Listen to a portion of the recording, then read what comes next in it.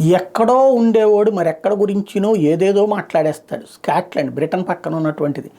Britain ప్రభుత్వం మీద తీవ్ర ఆగ్రహం వ్యక్తం చేసింది. ఏంటంటే కళ్ళ ఎదురుగుండా వందలాది మంది చచ్చిపోతున్నారు, ఆడపిల్లలు చచ్చిపోతున్నారు, చిన్నపిల్లలు చచ్చిపోతున్నారు, మానవత్వం లేదా, మీరెళ్ళి ఇజ్రాయెల్కి ఎలా సహకరిస్తారు అంటూ స్కాట్లాండ్ ప్రధానమంత్రి బ్రిటన్ మీద తీవ్ర ఆగ్రహవేశాలు వ్యక్తం చేశారు.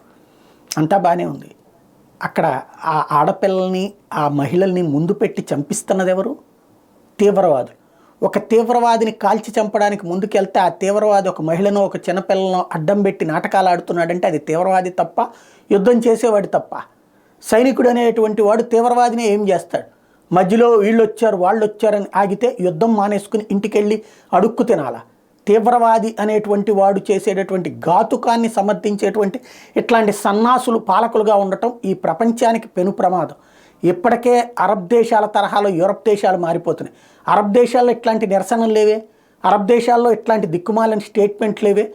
వాళ్ళ దేశం ఫస్ట్ అనుకుంటున్నారే. వీళ్ళ దేశంలో మానవ హక్కులు పౌర హక్కులు అంటూ తీవ్రవాది చేసేటువంటి తీవ్రవాద చర్యల్ని మంచిగా సమర్థించుకునేటువంటి మూర్ఖత్వంతో సాగుతున్నారే. క్రమంగా సాగుతున్నటువంటి ఈ స్కాట్లాండ్ లాంటి బుద్ధే యూరప్ సమాజంలో ఉంది. వీళ్ళేదో మానవతావాదులు అనుకుంటే క్రమంగా ఓ సిరియా, ఒక లెబనాన్, ఒక యెమెన్ ఆ తరహాలో తయారు కాబోతున్నారు.